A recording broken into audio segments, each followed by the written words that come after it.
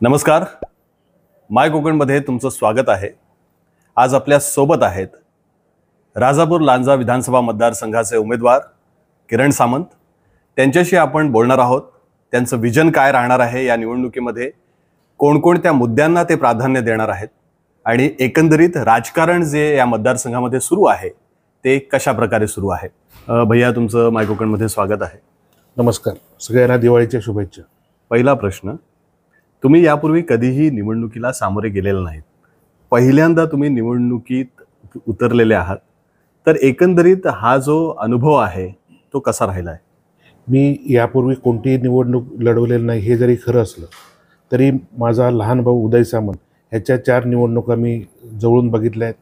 त्याचा अनुभव देखील आहे आणि महायुतीच्या माध्यमातून अधिकृत शिवसेनेचा उमेदवार म्हणून मला ही निवडणूक लढवताना अतिशय आनंद देखील होतो आहे आणि ही निवडणूक मला महायुतीच्या माध्यमातून अतिशय सोपी आहे आणि मला भरघोस मताने जिंकण्याची खात्री देखील आहे. राजापूर विधानसभा मतदारसंघ निवडण्यामागचं काय कारण आहे? तुम्ही जेव्हा निवडणुकीला उतरणार अशी शक्यता निर्माण झाली होती तेव्हा पहिल्यांदा काय तुमच्या डोक्यात आलं? मी लोकसभेची निवडणूक लढवणार होतो. त्यावेळी मी 6ही विधानसभा क्षेत्रामध्ये फिरलो होतो, परंतु सर्वात दुर्मिळ आणि बिकट परिस्थिती असलेला जो विधानसभा होता तो लांजा राजापूर होता. त्यामुळे जे लोकसभेचं तिकीट मला मिळालं नाही त्याच्यानंतर विधानसभा लढवण्याचं मी निश्चित केलं आणि लांजा राजापूर हा रत्नागिरी जिल्ह्यातला मतदारसंघ होता.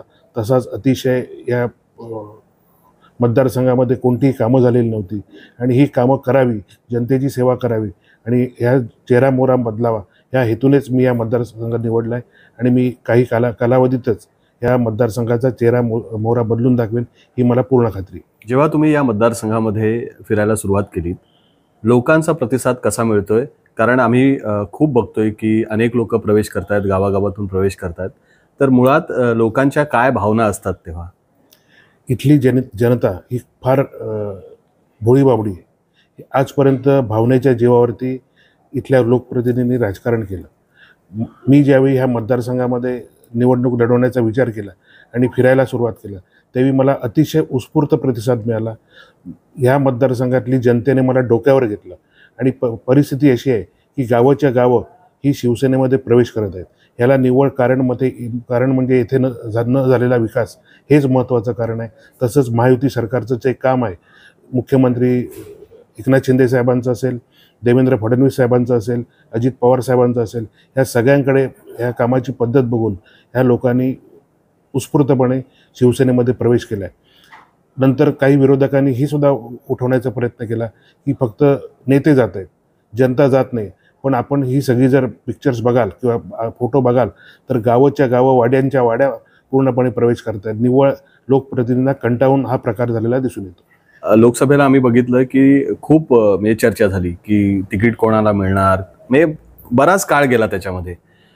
इथे जेव्हा मतदारसंघामध्ये तिकीट घोषित झालं तर पहिल्याच फेरीमध्ये तुमच्या नावाची घोषणा झाली. काय चर्चा झाली होती नेतृत्वाबरोबर? लोकसभेनंतर मी तिन्ही प्रमुख नेत्यांची भेट घेतली. एकनाथ शिंदे साहेब असतील, देवेंद्रजी फडणवीस साहेब असतील, अजित पवार साहेब असतील आणि तिघांनी मला सांगितलं की तुला आता विधानसभा लढवायची आहे. मी तात्काळ हो म्हटलं आणि लांजा राजापूर हा मतदारसंघ निवडला. या मतदारसंघामध्ये काही वर्षांपासून राजन साळवी हे आमदार आहेत. किती आव्हान मानता तुम्ही त्यांचं? मी त्यांना आव्हान मानत नाही. लोकांनीच ही निवडणूक ताब्यात घेतली आहे, जनतेनेच ही निवडणूक ताब्यात घेतली आहे आणि जनतेनेच त्यांना पूर्णपणे नाकारलं आहे. त्यामुळे मी यांना आव्हान समजत नाही. महायुती आहे, भाजपचे जे पदाधिकारी आहेत इथले ते तुमच्यासोबत किती आहेत आणि कशा प्रकारे तुम्हाला सहकार्य करतात? मुद्दाम तुम्हाला सांगायला मला आवडेल की आज जिल्हाध्यक्ष जे आहेत की राजेश सावंत हे ज्यावेळी माझ्यासोबत होते त्यावेळी प्रत्येक निवडणूक ही सोपी गेलेली आहे. 2004 सालची असेल, 2009 सालची असेल, 14 असेल, 19 आणि 2024 त्यांनी मतदारसंघामध्ये लांजा राजापूर असेल किंवा उदय सामंतचा रत्नागिरी मतदारसंघ असेल, ह्या मतदारसंघामधील जी भाजपची कार्यकारिणी होती, जे पदाधिकारी होते, जे कार्यकर्ते होते, तिकीट डिक्लेअर झाल्यानंतर तात्काळ त्यांना कामाला लावून आज महायुतीच्या माध्यमातून दोन्ही मतदारसंघामध्ये जोरात प्रचार सुरू आहे. नारायण राणे हे मागच्या वेळेला उमेदवार होते, आता ते खासदार आहेत. तर त्यांचं सहकार्य कसं आहे, त्यांच्याशी काही चर्चा झाली आहे का? राणेसाहेब हे महायुतीमधील एक ज्येष्ठ नेते आहेत. त्यांच्याबरोबर माझी फॉर्म भरण्याच्या आदल्या दिवशी चर्चा झाली आणि राणेसाहेबांचे पूर्ण आशीर्वाद माझ्यासोबत आहेत. तसंच निलेश राणे आणि नितेश राणे यांच्या देखील शुभेच्छा माझ्यासोबत आहेत. एक महत्त्वाचा प्रश्न जो या मतदारसंघातला खूप गाजलेला आहे तो आहे रिफायनरीचा मुद्दा. रिफायनरीच्या मुद्द्यावर तुमची आता काय भूमिका आहे हे तुम्ही मतदारांना काय सांगाल? रिफायनरीला स्थानिक लोकांनी विरोध केल्यामुळे हा रिफायनरी प्रोजेक्ट हा येथे न करण्याबाबतचा निर्णय माननीय मुख्यमंत्री एकनाथ शिंदे साहेब तसंच देवेंद्रजी फडणवीस साहेब आणखी अजित पवार साहेबांनी घेतला आहे. आणि रिफायनरीच्या ऐवजी या राजापूर तालुक्यामध्ये 2 मोठे उद्योग आणण्याचा देखील निर्णय घेतला आहे. आणि हे उद्योग कोणते असतील आणि त्यांना कशा पद्धतीने इथे आणण्याकरता ज्या इन्सेंटिव्ह दिले जातील याबाबत माननीय मुख्यमंत्री आणि उपमुख्यमंत्री देवेंद्रजी फडणवीस साहेब हेच जाहीर करतील. रिफायनरीचा मुद्दा आता तुम्हाला मतदारसंघामध्ये दिसतो आहे. लोक काय याबद्दल चर्चा करतात? लोकांना पर्यावरणपूरक उद्योग पाहिजे आहेत. कारण लोकांना रिफायनरी हा प्रोजेक्ट तेथील पर्यावरणाला नाश करेल किंवा जीवितहानी होईल ह्या भीतीपोटी हा प्रोजेक्ट लोकांनी नाकारला आहे. त्यांना पर्यावरणपूरक जे उद्योग आहेत ते हवेत. लोकांना नोकऱ्या हव्यात, लोकांना कामधंदे हवेत, लोकांना स्वतःच्या पायावर उभं राहायचं आहे. ह्या सर्व गोष्टींना धरून लोकांच्या इतर उद्योगाकरता नक्कीच पॉझिटिव्हपणा आहे. मी रिफायनरीचा मुद्दा एवढ्यासाठीच विचारतोय कारण गेल्या काही महिन्यांपासून आपण म्हणूया काही वर्षांपासून तुमची जी प्रतिमा झाली आहे ती रिफायनरी समर्थक म्हणून झाली होती. आता तुम्ही म्हणताय की प्रकल्प रद्द झालेला आहे आणि त्या ठिकाणी पर्यावरणपूरक एखादा प्रकल्प आणण्याच्या तुम्ही सगळे तयारीत आहात. तर काही नजरेसमोर आहे का की काय होणार आहे तिथे? हे मी जाहीर करण्यापेक्षा माननीय मुख्यमंत्री आणि देवेंद्रजी फडणवीस साहेबच जाहीर करतील आणि लवकरच जाहीर करतील ते. आणि ही चर्चा अंतिम टप्प्यामध्ये आहे. ही गुंतवणूक फार मोठ्या प्रमाणात गुंतवणूक असेल आणि राजापूरच्या बारसू ह्याच ठिकाणी हे प्रोजेक्ट येण्याची शक्यता आहे. त्याचप्रमाणे जो नाणार भागामध्ये बॉक्साईट मायनिंगचा विषय होता त्या मायनिंगला माननीय पालकमंत्री उदय सामंतनी सुद्धा स्थगिती दिली.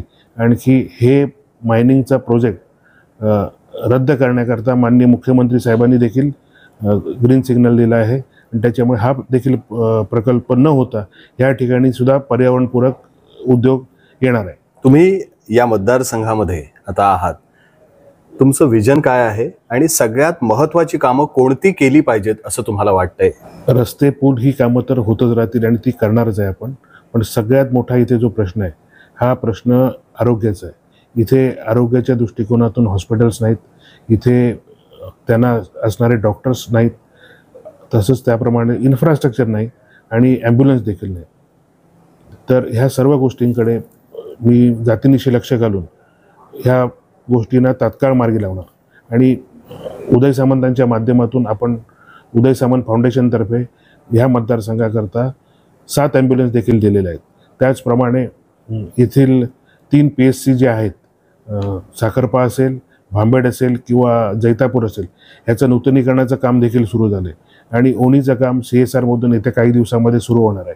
त्याचप्रमाणे ज्या शाळा आहेत, अंगणवाड्या आहेत, ह्यांना देखील नूतनीकरण करून स्मार्ट बनवण्याचं काम CSRमधून आपण हाती घेतलं आहे. आणि हे देखील काम आपल्याला काही कालावधीमध्ये पुरं झालेलं दिसेल. महत्त्वाचा मुद्दा जो आहे बेरोजगारी.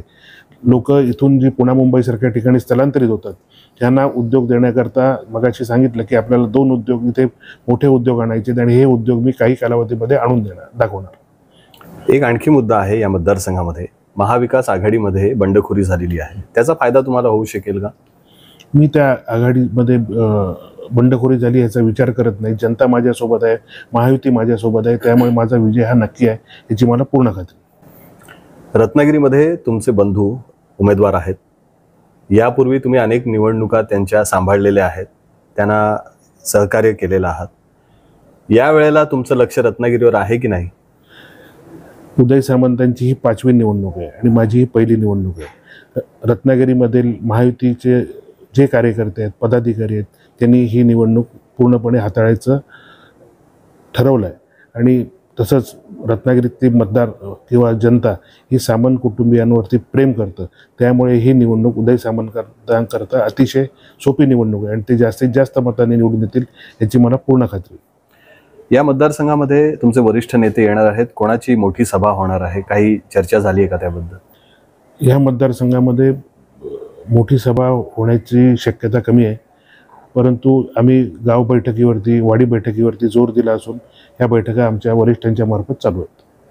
आणखी एक महत्त्वाचा मुद्दा जो या मतदारसंघामध्ये आहे तो म्हणजे की इथले जे नेते आहेत ते असं म्हणतात की बाहेरनं उमेदवार येतात, इथे रत्नागिरीचे उमेदवार इथे येतात, स्थानिकांना प्राधान्य मिळत नाही. तर यावर तुमचं काय म्हणणं आहे? 1996 साली मी ज्यावेळी इंजिनिअरिंग पूर्ण केलं त्याच्यानंतर मी माझ्या धंद्याची सुरुवात राजापूर इथूनच केली. पूर्ण लांजा राजापूर हे माझं कार्यक्षेत्र होतं. मी कधीच ह्या इथल्या जनतेला किंवा ह्याला परक समजलं नाही. माझी या जनतेशी पूर्णपणे नाळ जुळलेली आहे. आपलं पूर्णपणे कामकाजाचं कार्यक्षेत्र हे संगमेश्वर, रत्नागिरी, लांजा, राजापूर असंच राहिलेलं आहे. त्यामुळे मी स्वतःला इथून परका समजत नाही, स्थानिकच समजतो. अजित यशवंतराव जे तुमच्या सोबत होते सातत्याने, ते आता बाजूला गेलेले आहेत. शिवसेना उद्धव बाळासाहेब ठाकरे या पक्षात गेलेत. त्यांच्या जाण्याने किती फरक पडेल असं तुम्हाला वाटतं? आणि ते का गेलेत, त्यापूर्वी तुमच्याशी काही चर्चा झाली होती का? माझी त्यांच्याशी कोणतीही चर्चा झालेली नाही आणि ते गेल्याने काय फरक पडेल हे 23 तारीखला समजेल आपल्याला. दुसरा मुद्दा एक मला विचारायचा आहे जो अत्यंत तुमच्यासाठी भावनिक मुद्दा आहे. तो तुमची मुलगी या मतदारसंघामध्ये सातत्याने फिरते आहे, सभा घेतली, बैठका, तर त्याकडे तुम्ही कसं पाहता, काय तुम्हाला वाटतं? ती लोकसभेच्या निवडणुकी अगोदरपासून मला मदत करण्याच्याच हेतूने फिरते. आणखी ती प्रचारामध्ये मला तिची पूर्ण मदत होते. सभा घेते, प्रत्येक ठिकाणी जाते, प्रत्येकाला भेटते, प्रत्येकाचे आशीर्वाद घेते. निव्वळ तिचा हेतू असा आहे की आपल्या वडिलांना निवडणुकीमध्ये निवडून येण्याकरता मदत करणं. एक गोष्ट मधल्या काळात खूप व्हायरल झाली होती, लोकांनी खूप चर्चा केली त्याची, की तुमच्यात आणि सामंत साहेब म्हणजे उदय सामंत यांच्यामध्ये वाद आहेत. ह्याबद्दल तुमचं काय म्हणणं, हे खरं आहे का? हे बघा की तो माझा लहान भाऊ आहे. कधी कधी तात्विक वाद हे होतात. आणखी ते काय असं तात्विक वाद असतात आणि ते प्रत्येकाच्या घरात होत असतात. माझं आणि त्याचं काही असं नाही, कोणत्याही पद्धतीचं काही नाही. ते बॉन्डिंग परफेक्ट आहे. काय आवाहन कराल तुम्ही या निवडणुकीच्या निमित्तानं इथल्या मतदारांना? मला ही निवडणूक पूर्णपणे विकासावरती लढवायची आहे. मला कोणावरची उणीधुणी काढून किंवा कोणाला कमी लेखून ही निवडणूक जिंकायची नाही आहे. मी पूर्णपणे ही निवडणूक विकासावरती जिंकणार आहे याची मला पूर्ण खात्री आहे. आणि येत्या 20 तारीखला सकाळी 7 ते 6 या वेळामध्ये मतदान करायचं आहे. तर शिवसेना असेल, BJP असेल, राष्ट्रवादी अजित पवार गट असेल, रिपाई असेल आणि बळीराज सेना असेल, यांचा अधिकृत उमेदवार म्हणून माझं नाव घोषित झालेलं आहे. माझं नाव हे मतपत्रिकेमध्ये पहिल्या क्रमांकावरती आहे. तरी मी सर्व मतदारांना नम्रपणे विनंती करतो की मला जास्तीत जास्त मताधिक्याने निवडून द्या. माझी निशाणी धनुष्यबाण आहे. धनुष्यबाण निशाणी समोरील बटन दाबून मला विजयी करा. धन्यवाद. भैया, तुमची मुलाखत घेताना आमची खूप दमछाक होते. मलाही आता तुम्ही म्हणजे बघितलं मुलाखतीमध्ये तर प्रचंड प्रश्न विचारायला लागते. कधी कधी आम्ही सुद्धा हँग होतो की आता विचारायचं काय. तुम्ही एवढं कमी का बोलता? खरं राजकारणामध्ये जी लोक असतात ते खूप भरभरून बोलतात, प्रचंड बोलतात. तर काय याचं? मी बरं बोलण्यापेक्षा खरं बोलतो आणि बोलण्यापेक्षा जास्त काम करून दाखवतो, त्यामुळे कमी बोलतो. धन्यवाद. हे होते भैया सामंत ज्यांनी आपल्याला मुलाखत दिलेली आहे. मी खरं बोलतो हे जे त्यांनी सांगितलंय ते खूप महत्त्वाचं आहे. या मतदारसंघामध्ये आता त्यांची जबाबदारी पुढची खूप मोठी राहणार आहे. जर ते निवडून आले तर लोकांसाठी खूप काम करणार आहे असं त्यांनी सांगितलेलं आहे. त्यामुळे आता 20 तारखेला मतदान आहे आणि 23 तारखेला निकाल आहे. तोपर्यंत आपण या निवडणुकी संदर्भातले जे गोष्टी आहेत किंवा घडामोडी आहेत त्याकडे लक्ष ठेवून राहणार आहोत. तुम्ही माय कोकण सबस्क्राईब करायला विसरू नका.